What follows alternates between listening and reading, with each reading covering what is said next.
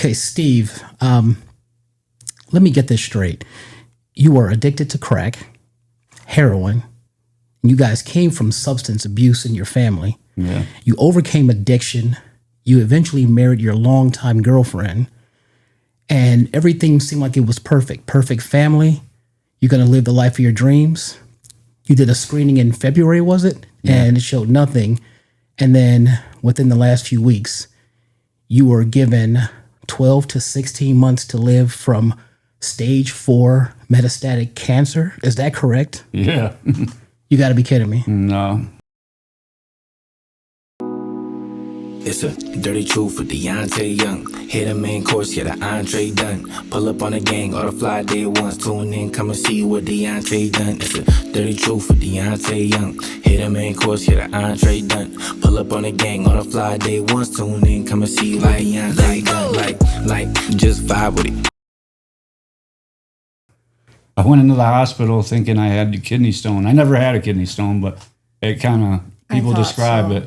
I'm like, it's got to be a kidney stone. I feel like I'm being stabbed here. I don't know what's going on. I just quit my Amish job. I was driving the Amish because I didn't work over the winter doing painting. Painting slows down, but I quit the Amish and went back to painting, and a week went by and this happened. So I went to the hospital and they're like, oh my God, you're not leaving. You're going to Cleveland. That's absolutely stunning. What I want to do is I want to retrace all these steps. Let's go back to the beginning. Okay. Let's start back. And Melissa, you can weigh in anytime you want about any of this stuff because you are as much a part of his journey as anybody. So he knows better than me. Most things. Yeah. His memory's terrible. Yeah. Okay, so you guys both come from a background of substance abuse in your family? Yeah. Okay. Our moms were really bad alcoholics. Mine was a crackhead, cokehead.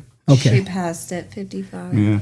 Okay. So when you were a kid, what did that look like? Because I'm pretty sure that had to be something you couldn't even comprehend and make sense of. It was Friday and Saturday nights. I was watching my little brother, and my mom was, I'm going out. And 2 a.m, she was bringing a guy home. Plenty of them I chased out of the house because I'd be in a rage. It's not my brother's real dad was my dad. Yeah. He raised me, so I consider him my dad. I'm like, you're not my dad. You need to get the fuck out of my house. You know what I mean? Like, this ain't cool. And it was constantly every weekend. My mother was always putting guys in front of us. It was whatever to satisfy her needs. Yeah. We were on welfare. That's back when the food stamps were food stamps. So the actual stamps. The paper. The paper. I lived in Ashtabula. I would take them down to the gas station. You get like 5 Jolly Rancher or 10 Jolly Rancher sticks for $1, for a food stamp. Yeah. But that was her way to get rid of us here. Take $1 and go to the gas station. And yeah. So being in that. Oh, yeah. Well, I didn't really know too much about the crack. I just knew about the alcohol and the guys, Until you decided that's what you wanted to do. Yeah. So did you understand it? Were you able to reconcile that this is not just any old thing? This is something that's beyond cigarettes. This is beyond marijuana. Yeah. I actually started DARE. I came in 3rd place for regional DARE essay. I wrote an essay about why I'm not going to do drugs. Wow. And I won 3rd place. I went to it was like for our whole area of Ashtabula. I had to go up on stage. I got an award and everything, what I mean, for it. Yeah. Which is blown away. Now, I think we all can relate to the fact that when we go to school, kids are always making fun of us, teasing us. Were you ever subject to that? No, I was kind of the bully a little bit. I mean, not too much. I ran with a lot of the cooler kids. A lot of my friends were the bullies. I was just a part of the ride, I guess you could say. I fit in pretty good. Mm-hmm. Now, was your mom, was she a functional drug addict, or any of the people that you were around, were they functional? Did they take care of you, play with you, any of that kind of stuff? I had food and a roof over my head, but my mom she was constantly drunk, or high. I didn't know if she was really getting high like that until, I was like 13 or 14. But so between the drugs and then her bringing random guys in, that had to give you, debilitate you in some kind of way. I mean, like you said, you were the bully. That could be part of why you became a bully, because you had to, somehow fend for yourself and not be subject to people making fun of you. I can understand that. I had to become the man of the house at an early age. I had my little brother to protect. My dad was in and out of our life, so like some of his stuff might be there. I got new guys coming in thinking they're taking the house over, and oh, look at my, this guy's got tools, this guy's got this. Like, that's my dad's shit, And that's why I always say is that every last one of us, we've experienced some type of abuse as a child, whether it was verbal, physical, psychological, sexual, or even just hearing your parents argue. You experienced that in pretty much all in some way, shape, or form. How does that shape you as an adult when it gets to that point? I've learned how to become the father I should be from my past, I guess. That's what I try and take from the past. My stepdad was very abusive. He beat my mom up. He used to beat me up. He's thrown me into walls, stuck me into the wall like a stucco, like my elbows stuck into the wall. I mean, he used to beat me with a belt. I'd have to put my hands on the seat and hold him there. And, he'd lick me 10 times. If I moved my hands, I got 10 more licks. But, I got a good relationship with him today. Yeah. Today he's very good with my son. He's a good grandfather. I think feels remorseful for everything he did.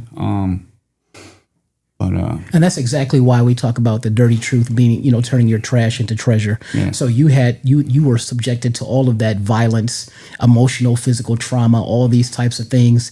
It can become a self-fulfilling prophecy that you think that you're less than. But what you did was you changed the cycle, and you used that to lift up yourself as a father and say, I see what he was. I don't want to do that. So that's very powerful. You're already on the right track with that. Now, at some point, you got to a place where you met Melissa. Yeah. And you said that you guys started dating, you say, in 2014? Mm-hmm. Yeah. So what was, Melissa, from your vantage point, what were your first thoughts about him?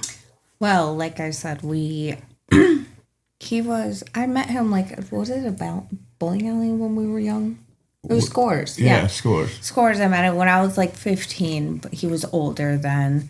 And he was also friends with my brother and my cousins, all of that stuff. But we didn't really click. We did, but he was too much older than me. So we got in trouble, and we kind of just... But we always seen each other because he was best friends with my cousin and my brother. So I always saw him, always kept... But he got into drugs really bad. And that was more so your crack era. Yeah. Really bad. Yeah. Bad. And then I met my older two's father, and I was with him for 10 years, and he was also an addict, and that was just probably the worst 10 years of my life. Wow. You always think that you can fix somebody, and some people just don't want it, and he didn't want it. Exactly. He's still using. I don't know how he's alive. What's funny is when we first met, we were drinking a little bit, whatever, when we were young, and she was acting like we were soulmates. It was freaking me out because she lied to me about her age a little bit, and then I found out her age before Dana kicked the door and everything. Wow. I'm already uncomfortable now because it's a 4-year age difference, but I don't want to be a pedophile or I don't want to be none of that, but. I'm like, this girl is crazy. She's planning our life out already. I don't even know how to get away from her now. You know what I mean? I don't want to go to jail for, overthinking it. Yeah. So anyways, I finally decided to leave my older two's father, and I just reached out to him on Facebook. I'm like, hey, what's going on? How you been? Blah, blah, blah. And he's like, oh yeah, I got my own place now. He did not. Okay, now at this point, what you say? Were you aware of his drug? Was it his? I did ask you if you were clean. I actually just got out of NeoCap or jail, and I was clean, but I was ready to dive back in. I'm doing drug tests every week, and then I think I got moved every 2 weeks, and I dove in. Okay, so let's turn the clock back for a second here. How did you first get into drugs? Did it start off with something minor and then graduate to coke, crack, heroin or whatever it was? What was that process? I smoked cigarettes and weed and drank. There was this house, my mom was really bad, and my grandma ended up taking custody of me. And she lived in these apartments, and this older couple, they worked at a bar during the day or night. They were home every night, and they had beer and weed, and I go over and smoke weed and drink with them at 15, 16. And then I did that up till I was like 17, 18. And the first time I smoked crack was with my mom. Wow. You know, Wow. I hated my mom so much for the crack. Something inside of me told me, like, why is this so important to her over us? Like, I mean, it's got to be amazing. You know what I mean? Like, now did she offer that to you, or did you ask for it? I kind of asked for it, but she see me looking at it, and she's like, usually I flip out on her. I knock it off the table. You know what I mean? I call her a crackhead bitch or whatever, part of my language. But this time I was just staring at it and watching it, and she was like, what, do you want some? I mean, you know what? Yeah, let me try it. And she was like, no. I'm like, yeah, let me try it, you know? And she let me try it. She showed me how to do it and everything. Okay, so I've always been terrified of drugs, okay?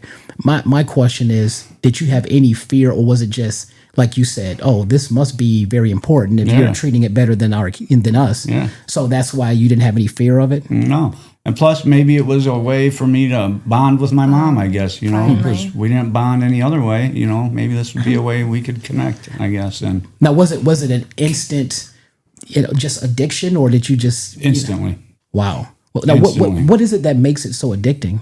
It's like it's a quick rush. Soon as it's like a cigarette. As soon as you hit it and you inhale, you get this overwhelming rush. You know, it picks everything up. It makes you, at the beginning, it makes you think more, do more, whatever. Like, I felt like I was just amazing. You know what I mean? Like, Okay. I wanted to talk more. I wanted to tell more stories. I wanted to conversate and hang out. I mean, that's just like the first 30 minutes of it. And then after that, you're chasing it the rest of the time. So at what point did that graduate to heroin? Oh, heroin. That was years later. After your car accident? Yeah. 2007, I got into a car accident. We hit the first tree at like 90 miles an hour. Me, her cousin Nick, and Nick's new wife's brother. And I lost my left lung. I had 11 staples in my head. My buddy had like 13 pins or whatever done to his leg. The driver actually got the least amount, and he had internal bleeding, but he left the hospital the next day. But me and Nick, we were in the hospital for like 14 days, introduced me to opiates, you know, pain pills. But I didn't become addicted yet, but it gave me a taste. And then, you know, eventually I started doing tree work down the road, and, you know, somebody broke out a Percocet and was like, you know, if you're sore, snort this. It'd give you energy. So I started that, and then it graduated to a little bit of heroin. Heroin was cheaper than the pills. So I was snorting heroin a little bit. And then before you knew it, I learned about the needle, and then that was it. Okay. It was At game that over. point, we were together. Okay. Yeah. So this is really an interesting timeline of events. It just was just this, this forward progression where you're just like going further and further into the valley, and you don't even realize it. And the good thing is that you're very transparent about it, because most people would just try to, make it like it's not who they were. But I think we should never apologize for any previous version of who we were, because it brings you to who you are now. Yeah. Now, going back to Melissa, you said that was when you were, at that point when he was on the heroin, that's when so when you guys were getting together and you were aware of that, what was your whole perspective? Did you feel like this could work, or did you just feel like, like you said, you thought you could fix him? Well, to be honest, at first, I didn't know. Yeah, I didn't know. He said he was clean, but he worked all the time. He was doing tree work, and he would come home, and then on the weekends, he would be at my house, and he would just sleep the whole time. And I'm like, dude, something's up. Or then he would go in the bathroom and be in the bathroom for forever. And I'm like, no. He wouldn't lie to me, but eventually, he ended up telling me, and he was smoking crack at that point too, but I didn't know about that. I didn't know about that till you recorded yourself on accident. Wait a minute. You made a music video of you doing crack? Listen to this. So our very first place, we finally moved in together. He's like, you don't have to work. I make enough money and blah, blah, blah. Before he was completely out of control. So we moved in together, and he ended up letting one of his friends stay with us. Well, he was paranoid, probably because you were on drugs. And so he put cameras in our bedroom.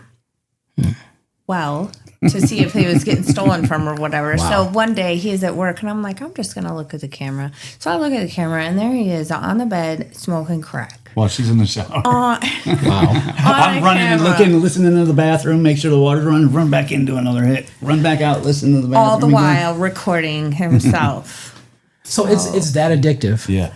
Oh, and it just spiraled and it got worse and worse. And I had to get a job to pay for stuff because everything was going to his addictions, and we've been through so much. But you were willing to stay. Overdosed so many times, and you were willing to stay with him though.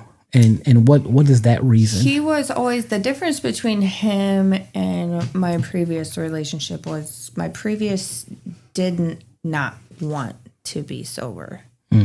He would steal from us. He would lie. He'd take it. There was a time when I was at work. He stole Christmas presents. And he sold all the Christmas presents. He didn't care about his own kids. Like, he was bad. And my older son, he was old enough to where he would have known if I didn't hide everything. Like, his dad would steal his Xbox, or I would go buy another Xbox before he knew it was gone. Stuff like that, you know. Yeah. And the thing that really pushed me over the edge is I had just had, my daughter was a couple months old, and his dealer was having a baby. Wow. I was at work. The kid, I couldn't even let him watch the kids, so the kids were with a sitter. I come home, literally everything my daughter owned was gone. That he had traded for drugs. Her clothes, her crib, her car seat, her stroller, everything except for what she had on her that day was gone. And I was just like, I'm done. I'm out. So Steve wasn't. He stole my grandmother's wedding ring. Like, I could go on forever. But Steve has never done me or my kids wrong, ever. Never taken anything from anybody. He will give anybody his last anything, you know? And he has always, no matter how many times he had relapsed, he had always got back up, went back to treatment, or tried again. And yeah, unfortunately, he finally got it, and now I try not to cry. Steve, you going through the process of that very difficult drug addiction and very pervasive, lasted for so long. Was there ever a time when you said, okay, enough is enough, I want to get better? Because a lot of people, they are in denial. I don't know if that was your case. So what was the turning point for you where you started possibly thinking, I want to get out of this? Well, obviously I would threaten him all the time, but as soon as Melissa found out, I wanted to be done. I knew he was ashamed. I knew she'd been through everything with the Dustin. The kids seen it all. You know what I mean? I'm trying to earn their trust. You know, I'm this new guy. I'm not their dad. I know how they're going through because I went through the same thing. You know, my mom. Well, they're not going the same thing. I think my mom would bring random dudes home left and right. But just to even have one random dude, I know what that feeling is. It's not my father. You know what I mean? I don't know you. This is my mom. You know, pump your brakes. You know, get away. So I know I got these things to overcome.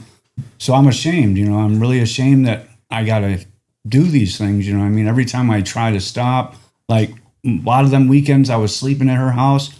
That was me. This is the weekend I'm going to do it. You know, I'm going to go. I'm going to eat some sleeping pills.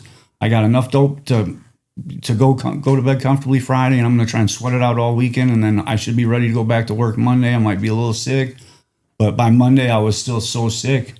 As soon as I got to work, my boss would have me a bag ready. You know, here you go. His boss fed him so much. I made 10% of the take on tree work. So if we made $5,000 that day, I made $500. All gone. And I made $2,500 a week every week. I was the top salesman, the top tree runner. I mean, I worked for Zion Tree Service. I was killing it. How expensive was your habit at its peak? 100, 150 a day.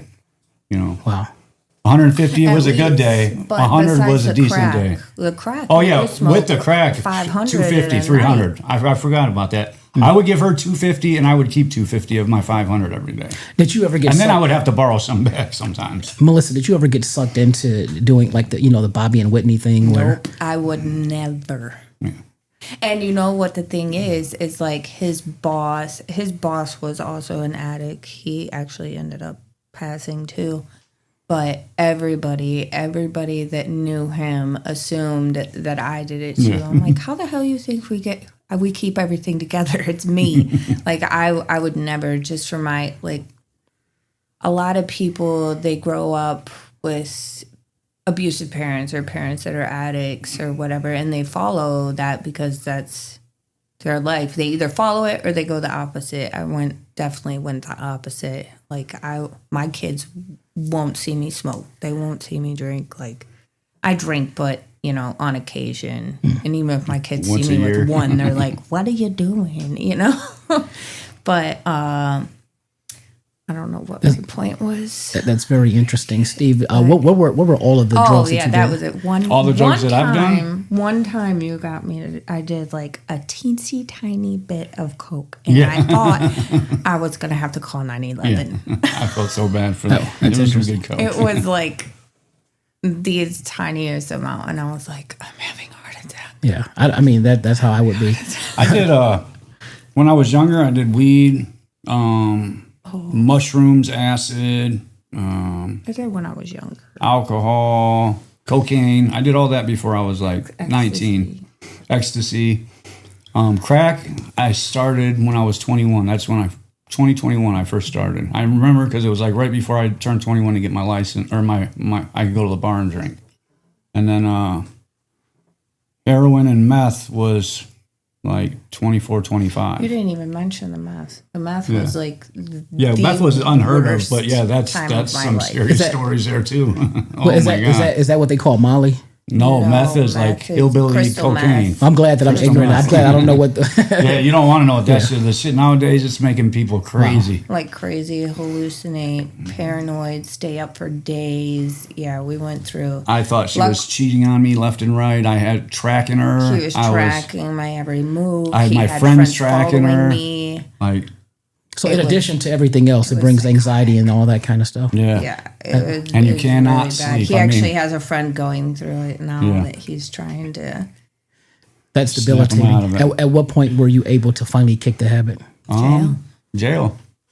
Was it jail or prison? Not prison. Thank God I never went to prison. Thank God. Never snitched either. Some people out there think I snitched. I fought a lot for him not to go to prison because I feel like, my family in and out of prison, and that's never going to help him. And I would go every court hearing because he was on probation forever because he couldn't stay clean. He would and it was he never got in trouble ever. Yeah. It was just relapse. And he would get locked up again. And I would just fight like he needs help. He wants help. He would ask for help. And that was the only time he would be able to stay clean was when he would get locked up. How I got started in the courts. I was selling this guy, his name's Danny Gaines. He asked me to give him some weed. So I got him an ounce of weed this week, next week, and then the week after. And I made $100 off him. It was kind of weird because I was charging him like this was even before we got together. Or $300. Long time. And I was paying $100, $150. I was making like double the money. Whatever I paid for, I was making on top of it. And I'm like, my one buddy was like, man, he's a cop. I'm like, why are you saying that? He's like, who the hell is going to pay that much for weed? You know what I mean? Like, I'm like, I don't know. He's an older dude. He seems cool to me. Well, the third time they popped me for trafficking marijuana to this guy. So he got caught in Cleveland or coming from Cleveland with crack, and they needed him to roll on somebody. So this dude flipped me, you know what I mean? And got me in the courts. So now the courts want me to flip, and I wouldn't flip. So boom, I became a felon. You know what I mean? I caught a felony. I did for a weed charge. 3 months in jail, 2 years felony probation, and then that started it all. You know what I mean? I could not get off probation from that point, and that was back in 2008 or 9, maybe. Yeah, it was way before we were even dating. Yeah. So the last one that got you off of it, that was what year? When did you get off? 22 or 23. It was right after we found out about the emphysema because that was when initially the spot was growing on his lung. So I went and got all these doctor records.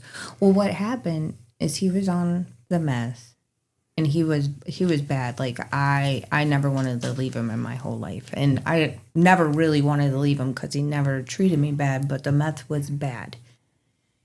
And I forget exactly what happened, but he got a Percocet. And I was like, don't take that. It was a fake I know one. it's fake. I know it's fake. Don't take that. It'll kill you. Well, luckily you didn't do the whole thing. He only did part of it. But he overdosed on the front porch. And I found him there. The kids are in the house. I'm like smacking him. And at this point, he had a warrant for not showing up to probation because he was dirty.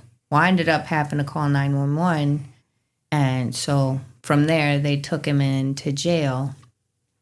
And the judge had been fed up with him from going back so many times, so many violations. And he was like, you're going to prison. Like, I'm done. You're going to prison.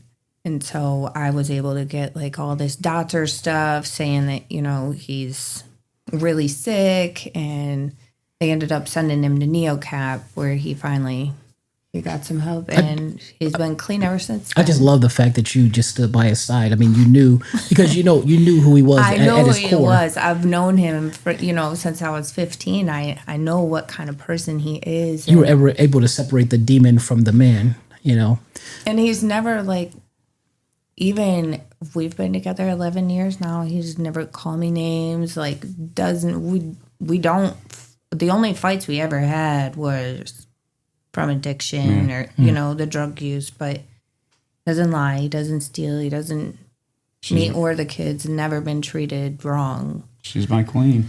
So that's important. He's Yes. always treated me like I know the best woman in the world. I know. Always. I know a thing or two about a queen. Yeah. I got one. Sitting to my right. Yes, sir. But that's what makes a strong man. Is a strong woman. Yeah. I have no problem with saying that I'm weak every time I'm not around her. So he can't function when I'm samesies.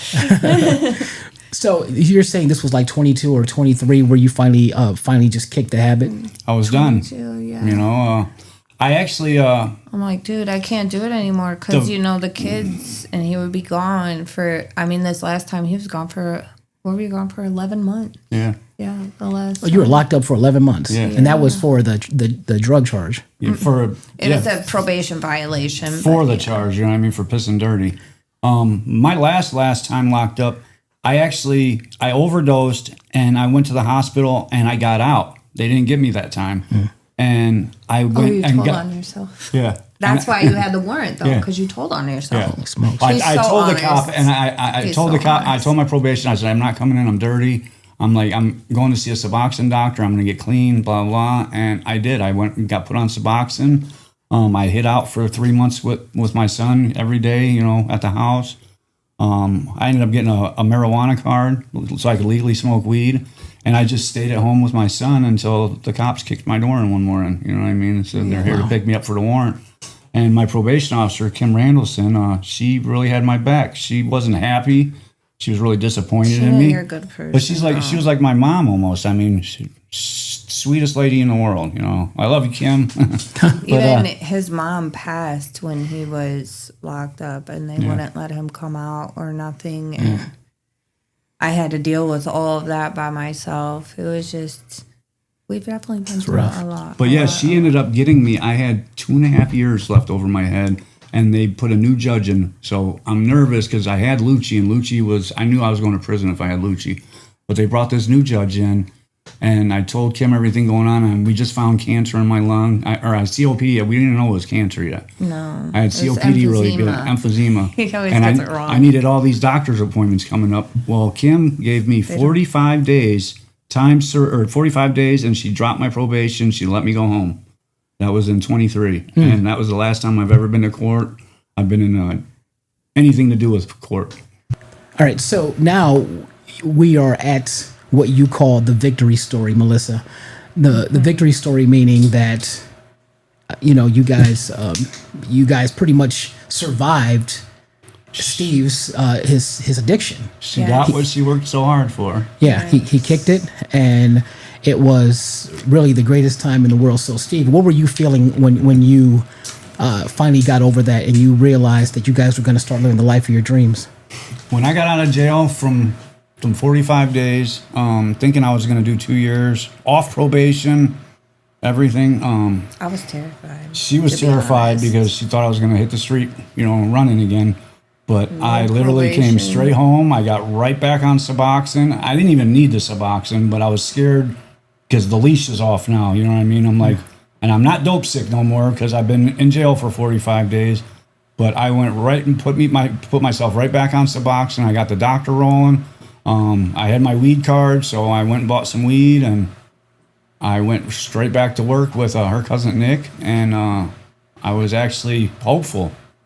I'm like, this is actually going to work. Like We had the best Christmas. Yeah, I feel like we're going to the top now. You know what I mean? I'm doing shit with my son every weekend. Me and my oldest son, we're building a bond. Like our garage is like our little haven now. We have every tool you could dream of. And me and my daughter's always been, decently close. She's very how do I say it? Soft-spoken. Very soft-spoken. Yeah. But she does open up to me, but she doesn't open up to anybody. You missed a lot of time. Just to get something out of her after, me being gone so long is amazing. That I thought I was going to lose her, and she wouldn't have nothing to do with me. Okay. Because her previous father, you know what I mean? And I believe women hold grudges longer than guys. So right. And weren't you guys planning on going on vacations and things like that? Yeah.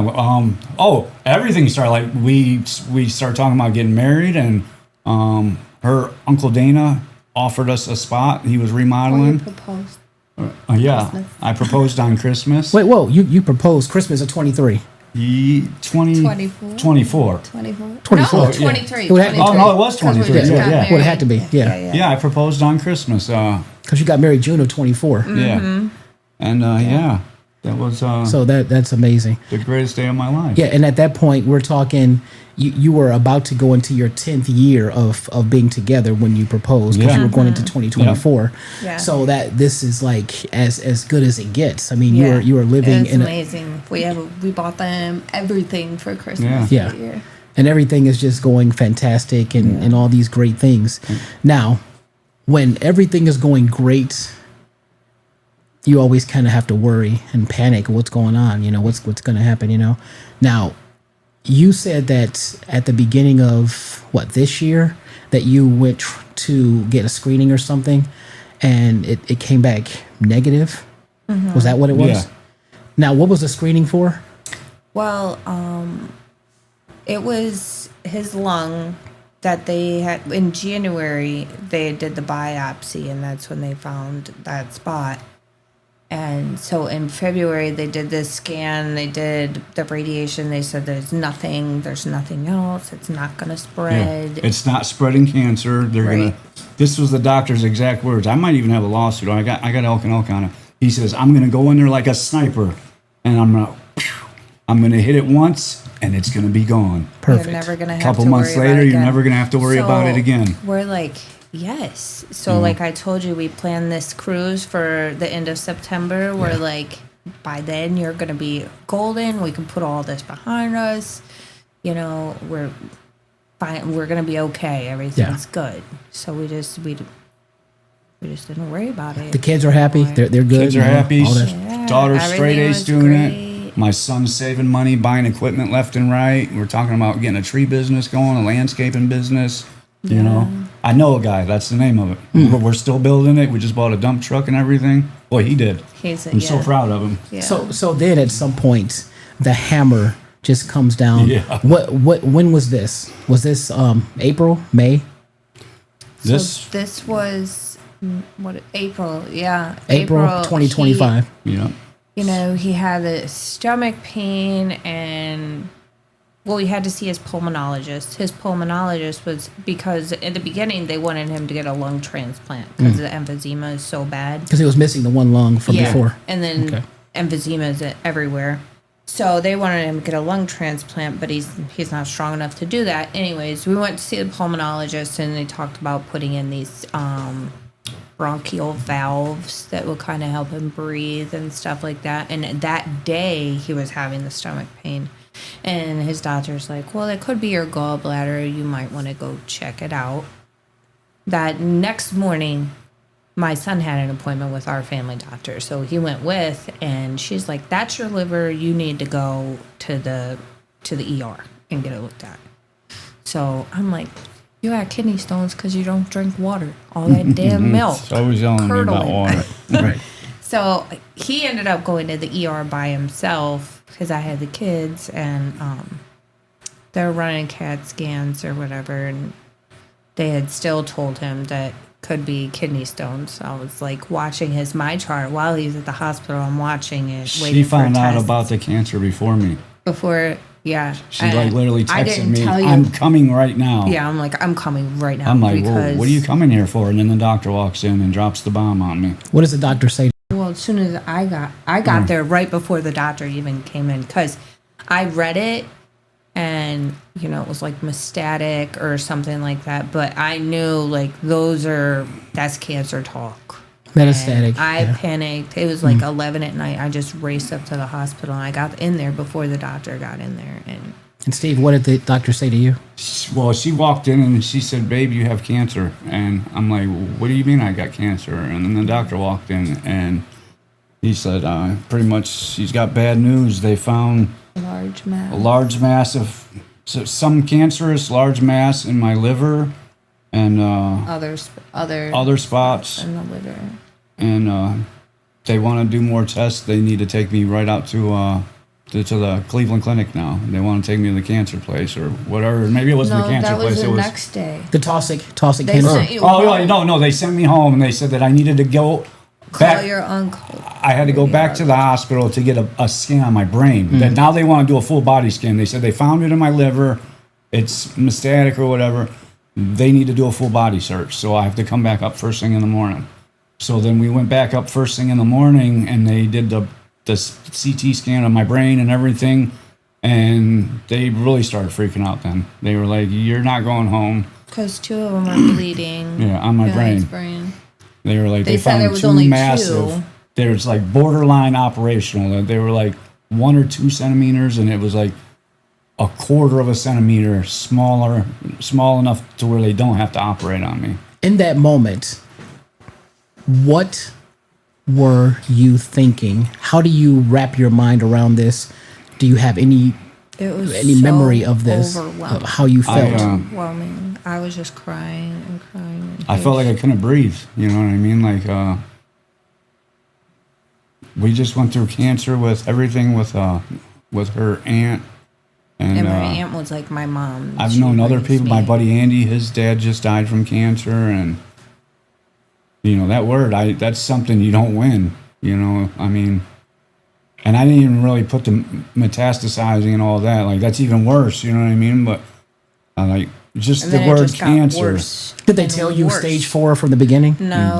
That waited till I made it out to the Cleveland Clinic. That's when I really started. I found out the time frame and the metastasizing. That's what's really crazy.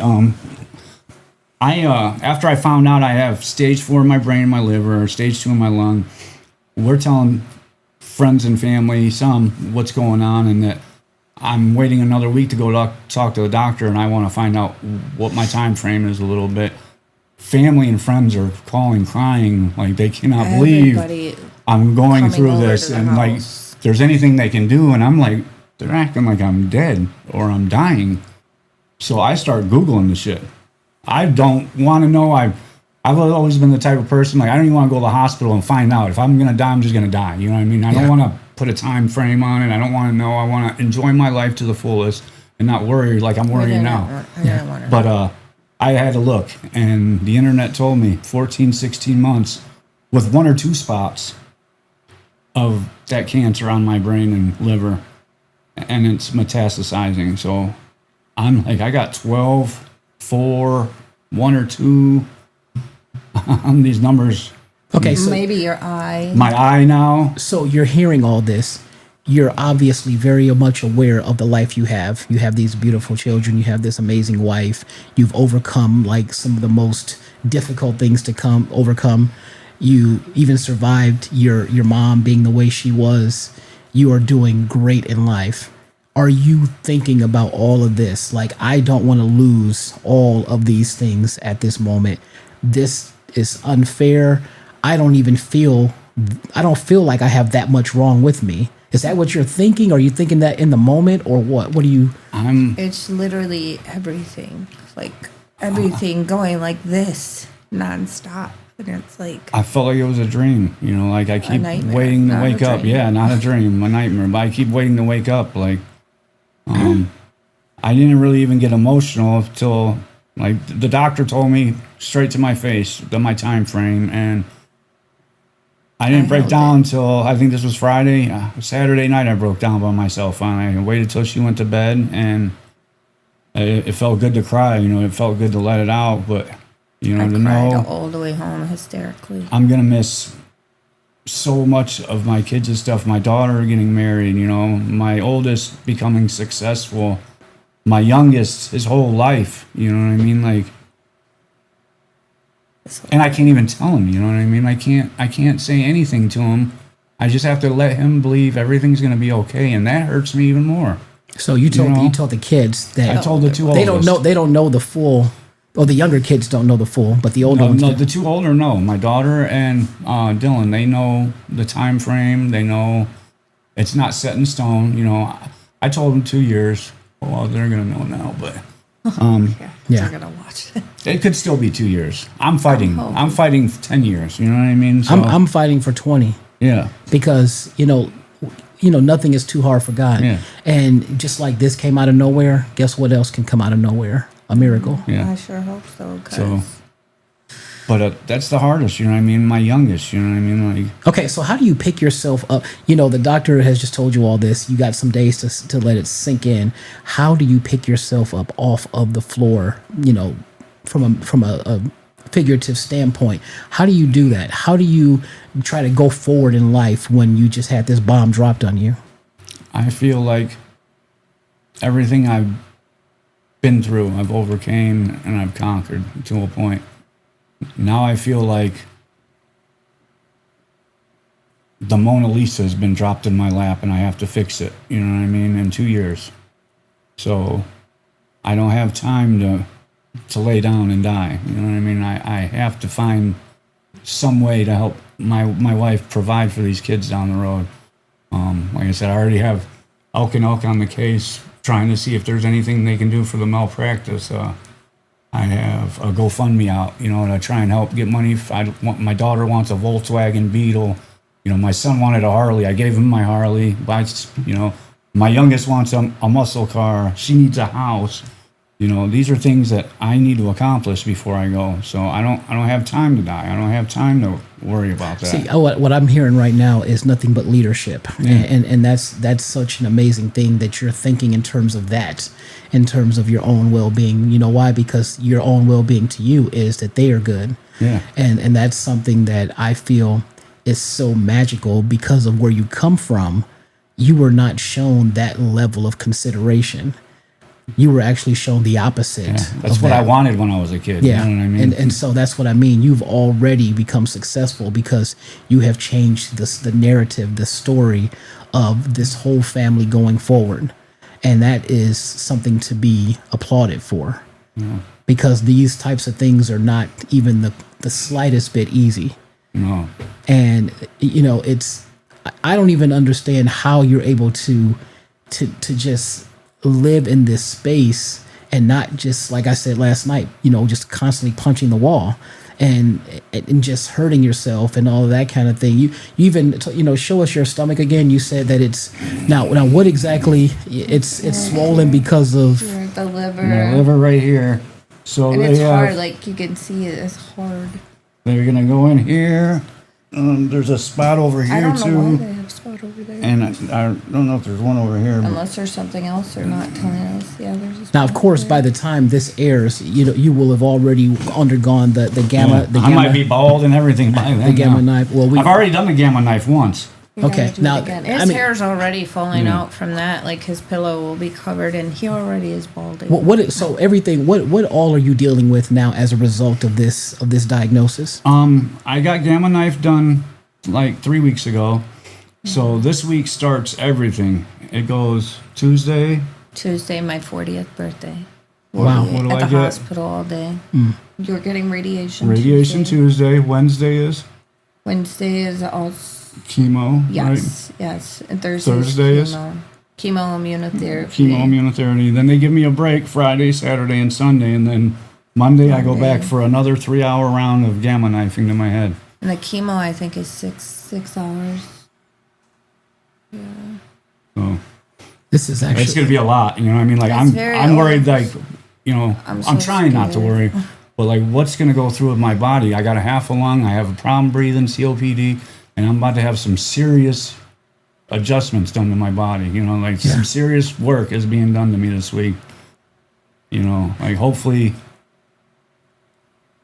it all goes smooth. You know, I gotta put it up to God. You know, and yeah.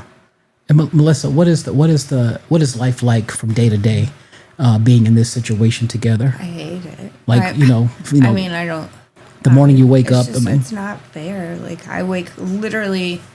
I mean, I'm up throughout the night because he's up throughout the night. He has trouble breathing or he's in pain. So we're both up together 2-3 times a night. And then I have to fight every day. It's like he can't work. We don't, like I told you, we don't get assistance. We don't get any type of help. So I have to fight, like, do I spend every minute with him that I can or do I go to work?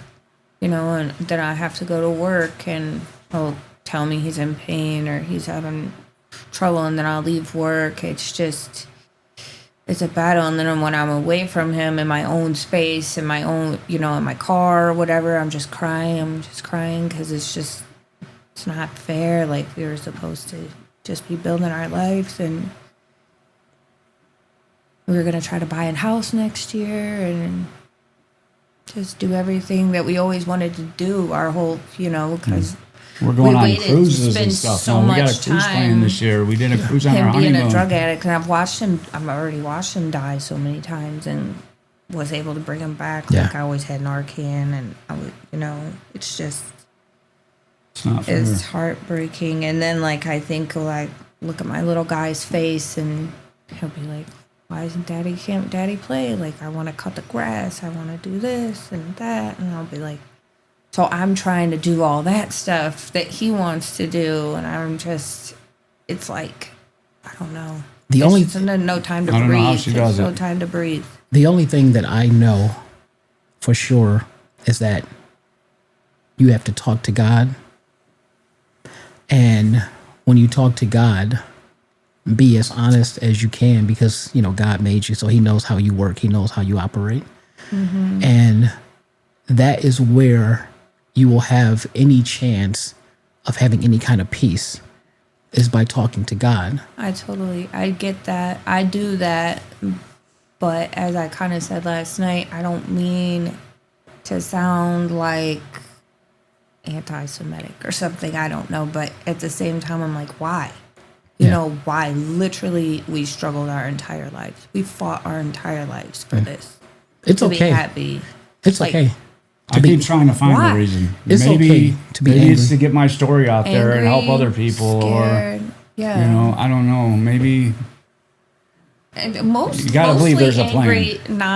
Not with that, but mostly angry with the doctors. Yeah. You know, and the system. Like I said about that, like why can't he have a cancer screening? Yeah. You know, 2 years ago.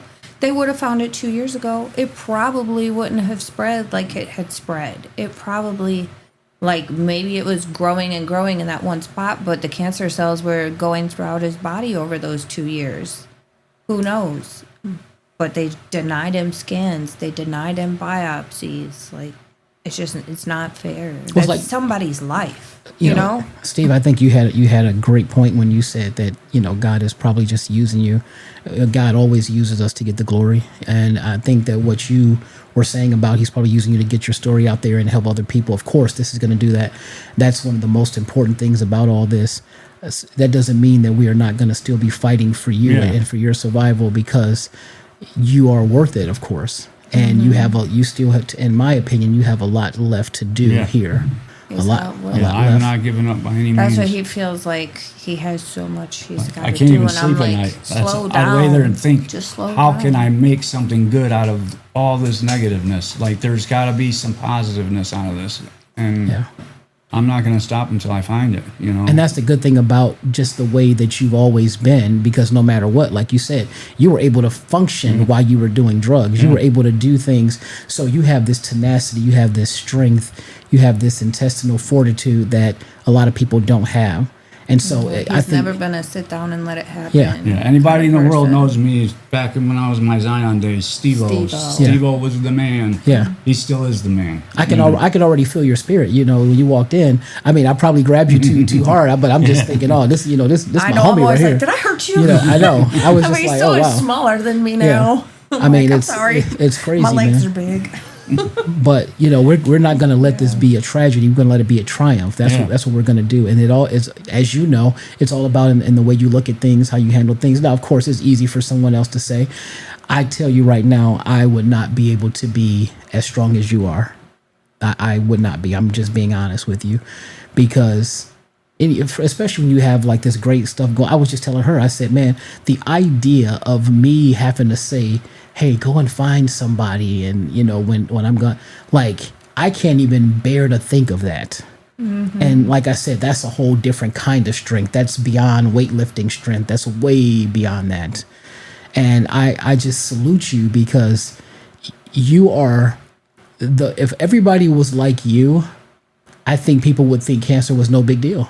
I know. You know? Yeah, I hate that I make it seem like this. Like a lot of the strength comes from, I guess, I'm trying to make them just comfortable. going through it so much with him. You know what I said? Watching the overdoses, going through fighting, that I'm kind of not immune to it, but it's in my blood. Like, I have to shield my children from, like, they don't see me cry, they don't see me break, they see me, I get up every day, I get it done.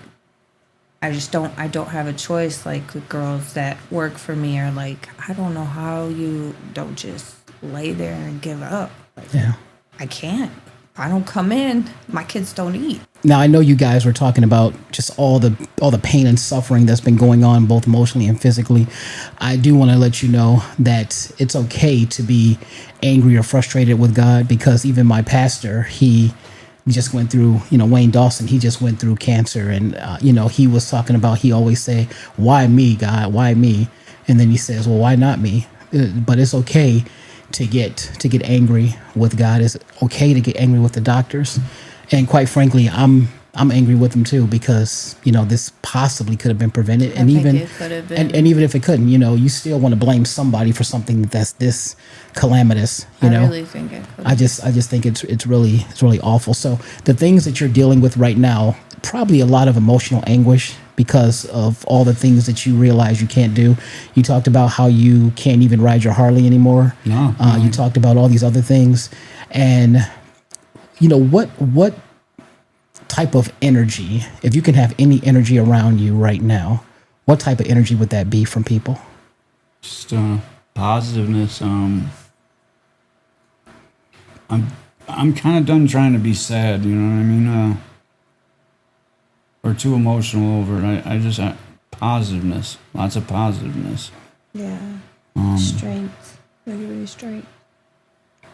I don't know what else to say. Yeah, you have a different level of strength, because like we were just saying about how you were saying you want her to find someone when you're not around. And to be honest with you, it's hard to say. It's so hard to say, but see, I'm still stuck on. she's got 50 years. I'm still stuck on you being around. Yeah. Right. You know, I don't care how unrealistic someone says it is. I mean, your spirit is just entirely too great for you to just not be around. I understand why you feel that way, though.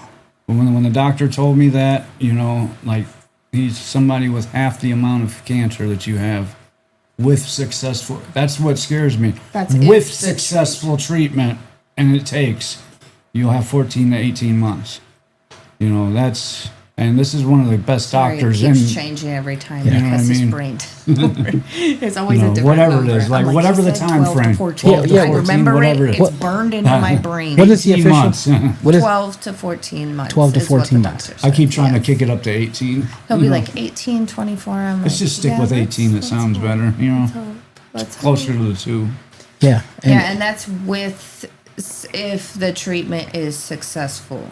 Now, he can only get treatment for so long. He can only get so many chemo treatments before, and at that time, if it's not any type of being successful or slowing it down or whatever, then there's other experimental drugs that they can offer him.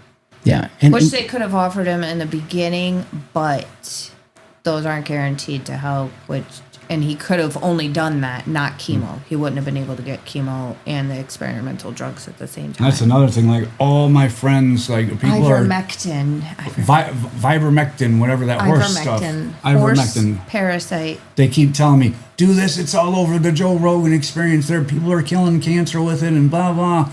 She went out and bought it instantly, and I asked the doctor, and the doctor laughed. He was like, do not take that. That will mess up your treatment with what we're doing. The liver, too. The liver. He was like, certain people with certain cancers. Essentially, it's a parasite cleanse for horses. It can, but he's like, this is not your case. So I find myself repeating myself over and over to all my friends, and they will not leave it up. Oh, they're just telling you that because they're trying to make money. I'm like, no. If you met this doctor and you sat down and talked with him, you would know. I wish we would have found him years ago. He's sincere. He cares, and he told me exactly.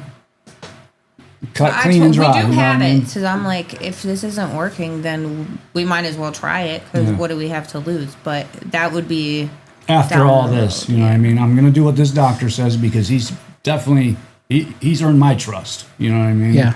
So one question I have to ask you, and I don't think anyone's ever asked this, but are you guys ever able to have any type of fun times, even in the midst of all this chaos? That I keep trying to push for it because it's really hard, It's really hard because he can't. Well, his friend just loaned him a scooter, so we're excited but we have to get like a ramp thing for my car or something. But he just can't. If it's anything early morning, no. Like, even like simple stuff, like there's a parade tomorrow. I know at 11, so he won't be able to go because he's going to be in pain at that time. So it's hard to plan anything because we never know how he's going to feel or, and now money-wise, we can't really do much of anything, but that pain, what exactly is, because she mentioned that you take hours to get up. What was the worst. What is the pain that's so overwhelming? I feel like I'm being stabbed with a hot poker right here. It hurts to like lean up and it hurts to move. And like definitely when I push myself up, everything tightens up there, and I want to scream sometimes. In the morning, I literally got to like try and roll on my side and inch my way up to get up on my feet without tightening anything up, because I can't even tell you the pain until the pain pills start kicking in. If they even help, like today, they didn't seem to be touching it. And that's the other thing that's devastating to me is that you did drugs for all these years. You were able to kick the habit, and then they give you said opiates. I think you said my worst enemy. I was terrified. And it makes you feel. You almost didn't want to take them. It makes your body feel like that. Oh, we can do drugs again. Yeah. Like that just now that to or me it makes me feel like I can do anything like that. At first, when he first got him, today. He had our son holding him because he's like, I don't even want him. But then he would be at work or whatever, and my son has him hit because he knows. So, and we're like, where's the hell? We have him now in the room. You know what I mean? But I'm not abusing him at all. I'm taking less than I should. I'm trying to stay on that. Is it difficult though to kind of separate that feeling, that urge for what you're supposed to use it for? Now, I'm past the getting high. But what's hard, and this could be my addicted brain telling me, you're in pain, take some more. Like the mornings, I want to eat 3 of them or 4 of them. You know what I mean? You're supposed to have 1? I'm supposed to have 2. I'm allowed up to 2 every 4 hours. So the mornings, I take 2 every morning, and then I drop back. And at nighttime, before I go to bed, I take 2. But then every other 4 hours, I take 1. Very, very proud of him. And they just over last week, he was on Suboxone still and with the opiates because we didn't want to move around too much, and he was really reluctant to even hesitant to even take the pain medicines that they were giving him. And I was like, baby, you have to And the subs that's were going to be your blocking. quality of life. Like, you have to take these now. It sucks. It's terrifying for me too, just because of everything that we went through. But if he doesn't, he's miserable, and he's miserable with him. But Wow. at least he can get up and do a little bit with our. That's the worst. I keep saying that it's our son, and Your 5-year-old. Yeah, to keep 'cause telling him I he is can't do up this, I can't before do the that. sun. He's up before the sun, so he's waiting for Me to get up and at play. least 2-3 hours for him Whatever. to even wake up every morning, and then He's coming in every 5 can't minutes. do You ready to anything. play, Dad? You ready to do this? Like, I want him to Buddy, stay I home can't from school move. every day or daycare. Yeah, he'll beg But- every day to stay home with Daddy. He doesn't understand. It's like, I can do it He's like not 2 or 3 working, days a why week. can't I You know what I stay mean? It's here? just too much trying to keep up with him. You know what I mean? And he does not understand anything. I tell him I'm sick. You know what I mean? Or I don't feel good. He's like, you don't okay, look well, sick. here, you want to play Hot Wheels? Yeah. I'm like, buddy, I'm sick. I don't feel good. Let's go for a bike ride. Wow. I'm Let's like, go cut buddy, the grass. yeah, let's Now go that- cut the That's his grass. You know what I mean? favorite, is He cutting just the doesn't grass. understand. That's sad. I don't want to get mad at It's him. He just wants to heartbreaking. spend time with me. You know what I mean? So, you know, I try and balance. I mean, like maybe Monday, Wednesday, and Friday he stays with me, and then Tuesday and Thursdays. But even he's then, gotta go to school. sometimes, like, that was a couple of days, I would just have to leave and come home early because he's a lot. He's a lot. I always He's make me, huh? jokes that he has Times meth in 10. his blood. Yeah, and so- He's me times 10. I know you mentioned something about difficulty high walking. energy. Is, what's the problem with walking? Is that My emphysema is really bad, like my breathing. And I there's have one cancer in lung, your and I have cancer in my lung, and the doctor said there's something going on. I can't remember what it is, but my air is getting trapped into my hyperinflated. hyperinflated lung. The So- valves were gonna help shrink that hyperinflation so that they could open and close like they should be. But now I don't think that's a surgery is Yeah. any type of option for him now. You know, we have way bigger fish to Yeah. fry than that right now. So But Wow. it's really Yeah. unfortunate. This is just absolutely insane. And it seems like every time we go to the doctor, it's worse. Yeah. yeah, It's And like, hello, where's the good news? I really do. worse. Like we mentioned last night, I think you guys should really come to our church. Yeah. I think that would definitely be game. that would be great. We've been just talking about, getting involved with the churches. Even Aubrey, our 13-year-old goes to a private school. So they do a lot of prayer for us and stuff. And she was like, we should start going to church. And I'm like, yeah. Well, I tell you what, I'm not good with any prayer, but can I try to say a prayer for you guys? yeah. Please. Okay. So, Heavenly Father, please bless this beautiful family, the 3 children, Melissa and Steve. Please put your hands on them as only you can. Wrap your arms around them with a healing heart. Let him be the exception. Let him be the miracle. Please bless this family and all that they have. They have so much more to accomplish. Please let Steve be a miracle and overcome this very, very debilitating situation. And we pray this prayer in Jesus' name. Amen. Amen. You're going to make me cry. Thank you. Yeah. Thank So you. much. I just Yeah, we're not done. We're not done yet. yeah. We're not done. Oh, trust me. Like, That, yeah. That's You're not done yet. the most heartbreaking part of it all. It's not like the last 11 years or the last 10 years we were together were all happy and blissful. It was hell. Mm-hmm. We walked through hell Yeah. together, like literally, like I don't know if like It's like we keep taking vacations. every there, time too. I think of like I literally have to watch my soulmate die. Like I have to watch him die and suffer, and there's nothing I can do. Nothing. And it's so hard to even think about other things, or like if I catch myself having a good time or having a good day, I'm like, what the hell are you doing? Like Don't feel that way. it sucks, No. and like just thinking of the times, like I've said, like I hate to bring it up, but like I've seen him overdose, thinking of those times, like, and it's ever since then it's in the back of my head, like am I gonna wake up and look over and see that? It's terrifying all the time. Like we've been brought back so many times that God's just like, that's enough. You've had enough. I don't know. I want to tell both you guys that you are completely and totally allowed to feel however you feel, however you want to feel, however you decide to feel, whatever just comes to your heart, you're allowed. Don't let anyone tell you that you're doing the wrong thing, you're feeling the wrong thing, you shouldn't think this, you shouldn't do this. Everything is open season. You can feel however you want to feel. This is one of those moments. This is the highest level of a human moment as you can possibly have. Yeah. And my empathy is overwhelming for you guys. I mean, she'll tell you, I was talking about it to her in a text message last night. I was talking to her face to face when she got off work this morning, because it really affected me, because I can tell that you guys are really, really awesome people. Okay. You know? And constantly, you okay? You okay? Okay? Want to go to the hospital? You okay? What I see right now is just love. I see unconditional love from both of you.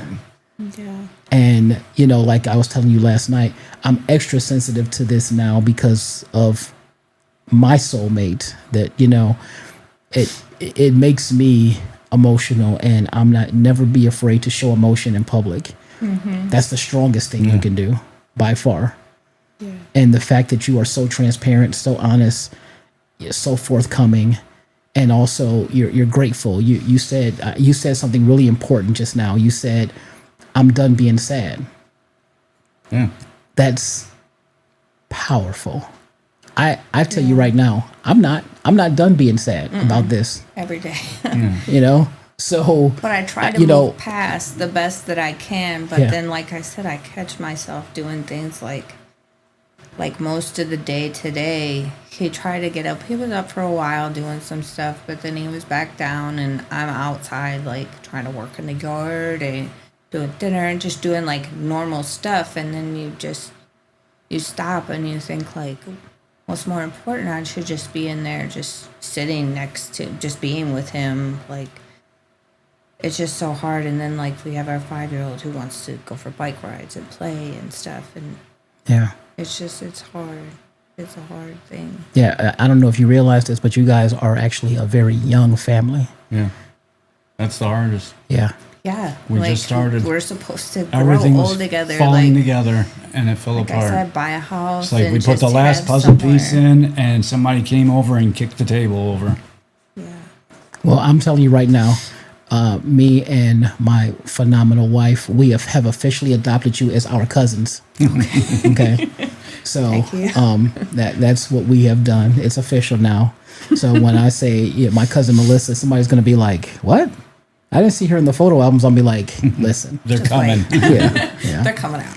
But yeah, so you are officially our cousins. You know, I just love the spirit that you. I love how you guys love each other. We talked about this all the time. You know, she says, "I love how you love me." I say, "I love how you love me." So if this is mushy, it'll be mushy. It'll be mushy, damn it. It'll be mushy. We have been mushy for like. Everybody's always jealous of us because it's like perfect life. We've been together 11 years and we're still like, we don't fight. You guys don't look like you fight either. Who has time for that? You piss me off. You better go over there. We actually disagree. Shut up. But I'm just gonna tell you, except for the times we fight, we don't fight. No, right. I'm just joking. No, she's really amazing. I'd be lost without her. We're still, everybody's like, how are you still so cutesy like that? I'm like, We're trying. You just speak on your GoFundMe page just to kind of get the word out there. Yeah. Find me on Facebook. Well, you're on there now too. You can put it up with the link or whatever. Anybody that can help. If you can't help, share. You know what I mean? That's all I can say. Sharing and praying is just like giving money. You know what I mean? He is worried. It just needs to reach the right person. He's worried about making with the right sure we're heart. taken care of, but I'm my worried son about needs a car. Keeping you. My daughter needs a car. My wife needs a house. Who knows? I might not even get nowhere near that. But we need a compound. Yeah. Because my babies better never leave. You know? And this is the number one question for other people. What advice would you guys give other people that's dealing with this, as the person that's afflicted or the person that's committed? You're the person that's committed. You're the person that's afflicted. What advice would you give to any? Because this is obviously a very widespread problem. So what advice would you give? My biggest thing is if you feel like something is wrong, don't stop. Don't stop. Don't take no for an answer. Keep fighting. I knew something was wrong. From the very first time they said he had emphysema and he started to lose weight, I knew something was wrong, and that's why we planned the marriage so fast and got married so fast, because I knew something was wrong. Never in a million years did I think it was like this, but fight for what if you have a feeling, fight for it. And Steve, what advice would you give? Our lives. You can't look back. You can only look forward, and you can't. I guess some things you just can't change. Dwell. But you can't dwell. But you got to use what time you have left. You know what I mean? The serenity prayer. Definitely. Yeah. The serenity prayer definitely makes sense here. You got to have faith. Even with an addiction. Like right now, it's so hard after hearing everything that I heard. And I didn't have faith too much. I'm starting to have a little more faith now that something is good going to come out of all this. God's doing this for a reason.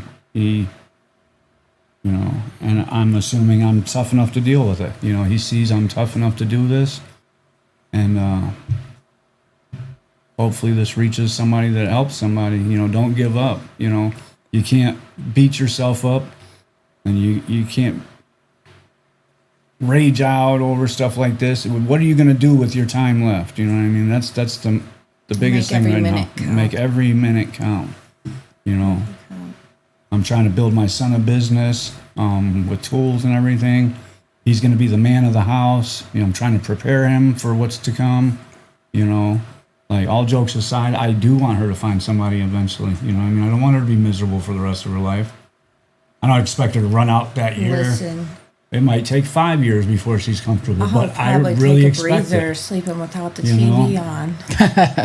That's the only thing I have to look forward to. That worries me the most, is her being lonely and miserable because she feels obligated to, and that's not the case at all. So the serenity prayer, we had that up in my household when I was a child.